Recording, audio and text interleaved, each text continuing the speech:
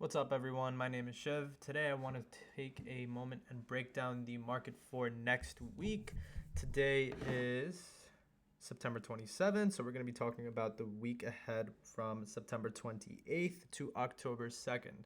So jumping right in here, I want to start with the overall market. I'm going to take a look at SPY here. So taking a look at SPY, we can see that we're pretty far off of these highs. When I'm looking at the SPY and I see something like this where we have follow through to the downside, hard support here at 322.50 area, this is telling me that we have had a change in market behavior, right? So we were trading at all-time highs just a little while ago so towards the beginning of September, on September 1st and 2nd, we were trading at all-time highs in the market. And since then, we've sold off. Taking a look at the daily chart here, this is where we are on the daily chart. We're in this zone of 322 to 331. And the main thing that I'm seeing today is range and consolidation. So what's happened here is there is a change in market direction. There is a change in market behavior, and we have to enable ourselves to adapt to this in our day trading and our swing trading. So that being said, something I'm going to focus on this week are trading the stocks that I know very, very well, and the stocks that I know I can trade within ranges very well. What I'm looking for in these types of market environment is less momentum, maybe a little more scalping, a little more longer term ideas that might play out. I'm trying to keep my mind open to more broader trade ideas, setups that may work for hours instead of, quick momentum trades. Taking a look here at the VIX, right? VIX.x. Taking a look here at the VIX, we have consolidation within the VIX as well. I mean, you have a VIX holding between 25 and 30. Every time VIX pops into 30, it gets shot down, it looks like. So that's something I'm going to be keeping my eye out in the morning and late afternoon to see how the VIX holds up tomorrow if we break through this consolidation towards the downside or the upside. So that'll be an interesting watch for tomorrow. I think that there's a bit of a like miscorrelance. There's a bit of a disconnect between markets and the VIX, especially judging by last week's action, price action, and overall setups. So something that we want to come into this week is is there still a disconnect between the market and volatility? Is there still a disconnect between the market and momentum? And how can we extract profit in other ways using other trade strategies and other trade setups within our playbooks? So the first stock I want to take a look at is Apple. So Apple is one to watch. I like the hourly chart the most here. Let me get rid of that. So you have a support here in Apple at the 110, and you have a resistance over at 112. So what I'll be watching tomorrow is the test of the 112, 113 area. If we get above 113, I'm looking for a move up or maybe a retracement lower. So something that's really important to note, especially when we're in these range trading environments where you have the stock rejecting the resistance or support multiple times, you want to make sure that there is a clean breakout before initiating any trade decision.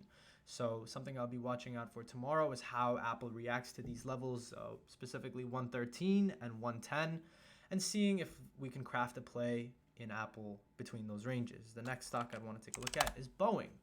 Boeing is one stock that trades very, very, very well within its ranges. This has been, something that I've traded pretty much all year now. And, when we had this sort of consolidation areas and hard supports and hard resistances, this made a lot of good, this brought us a lot of good setups in intraday, good day trading setups for the most part in BA. So I'll be keeping a close eye on BA. Now the levels I'm watching in BA would be that 158.70 resistance on the support side, looking at 154. I think if we get some consolidation tomorrow between these two levels, it can set up for something greater later on in the week, maybe even a swing trade. So let's see what we get in Boeing. The next stock I want to look at is Tesla. So Tesla, I'm going to zoom out a little bit here. Tesla, same thing, blow off top off the highs, makes some pretty big, large move down, retraces a lot. It looks messy to me. This price action looks pretty messy to me. I'm going to try and stay away from this tomorrow. I want to see how they play this out. throughout the day. Maybe look at it around 3-4 o'clock in the power hour. I mean, let's see, Tesla is famous for those morning gaps, gap ups or gap downs. So let's see what they present to us in the pre-market tomorrow morning. But, taking a look here, you have the range of 417 and 399, 398 area. A break of that, we could see a little upside. This is a name that I want to watch for scalps. This is something that I'm really looking forward to scalping this week. Hopefully there are some good momentum setups, whether it's like a 3-minute trade, 2-minute trade. Yeah, you can see here there are some pretty good price moves there. I heard that there was some large call buying in Tesla on Friday near the close. That'll be something interesting to watch for tomorrow as well. See how that makes an effect in the pre-market along with the first hour or two of trading. So the next name we have is NVIDIA. So NVIDIA is one of the semiconductors. I'm going to compare it real quick to SMH, which is the overall ETF for the semiconductors. You can read more about that by just searching up SMH ETF on Google. But taking a look here, you have SMH kind of holding up, like a sort of a flag thing here. Going back to NVIDIA, what do you have here? Pretty similar, right? You have a little bit more strength in NVIDIA compared to the overall index. I've always found that NVIDIA is pretty much across the board stronger than the index, which is a good sign. So, you have it holding above that 511 here. Stock closed around 513 on Friday in the post market. I like this setup. I feel like they have a little more room to move this one. But once again, it's range. You have to make sure that every single level, you've mapped it out, all the resistances, all the supports on a 60-minute, 30-minute, 10-minute basis. Make sure all your bases are covered. That's pretty much the most important thing that we're going into with tomorrow.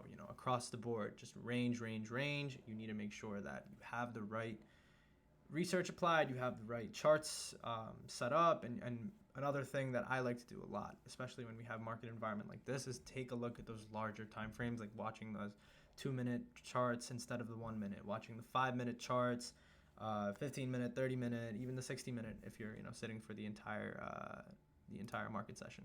So that's NVDA.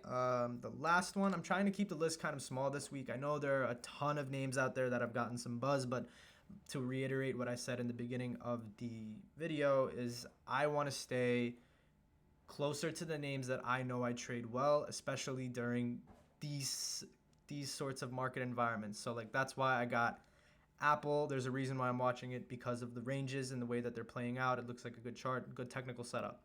Tesla, good for scalps. Phenomenal name to scalp and make P&L in, especially with options.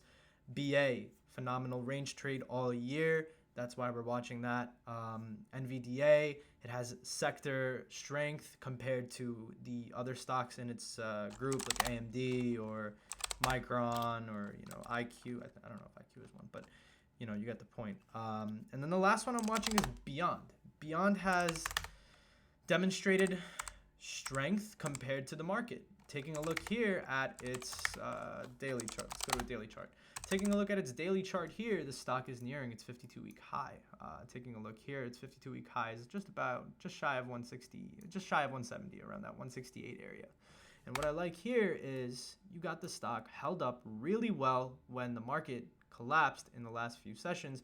You have this stock which is held up really well. Now, not necessarily this is going to be the trade for tomorrow, but this is setting up to be a nice name to watch. If we get that little retracement, under 154, maybe it's a spot to get long and risk 149. Look for a swing idea, another push up into that 160 area. That's just one idea. Maybe we get a gap up tomorrow and we get a gap and go setup where the stock gaps up in the morning in the pre-market. Maybe some news comes out, some positive analyst upgrades, or maybe some partnership news, which is the key for Beyond. Beyond gets partnership news and the thing just starts running 8, 9, 10% sometimes. Maybe that's the trade that we get tomorrow, or maybe it just sells off. Let's see. I really like this one compared to the market because it has been strong. I do want to see a little bit more volume. The volume is not like blockbuster by any means. So yeah, nonetheless it's a good name to watch. And the levels on that I'm looking at: 149 support, 154 support number 2, 158.50 50 for the resistance 1, and then 160. Move this down a little bit. 162. Yep, 162.50.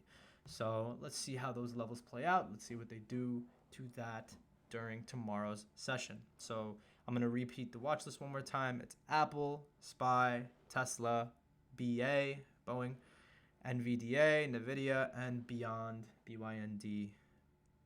That's pretty much it for stocks. Now let's move on to the news portion. So I like to take a look at the economic calendar to see what economic data is coming out this week. So taking a look here, next week's economic data. Monday, we have no data scheduled. On Tuesday, we have 10 a.m. Consumer Confidence Index. Wednesday, ADP employment, GDP revisions, and the PMI numbers, home sales. Thursday is, of course, jobless claims, personal income, consumer spending, core inflation as well, and motor vehicle sales. Friday, we get the unemployment rate and average hourly earnings and consumer sentiment index. Okay, so we have a decent amount of economic data here. It doesn't look like we have any Fed speakers. I believe Fed speaker, Powell went on last week.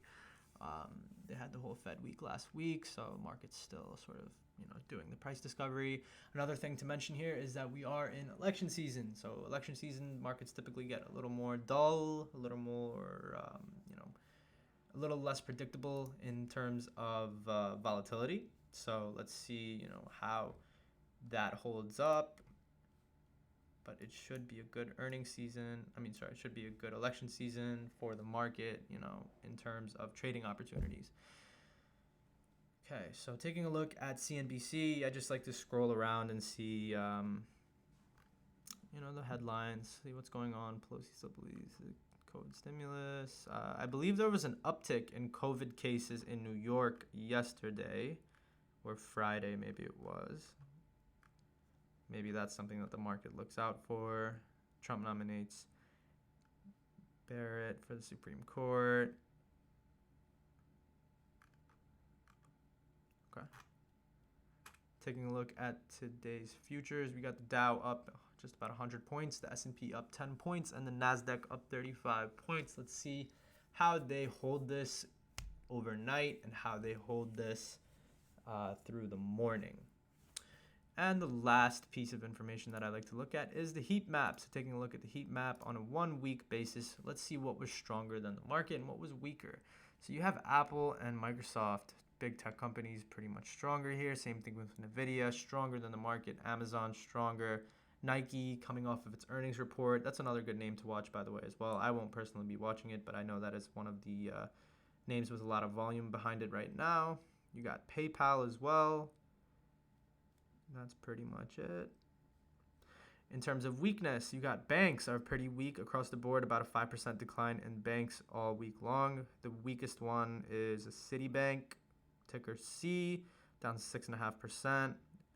Wow, American Express is on sale. I'm going to be looking into American Express at these prices for a longer term idea. Let's see.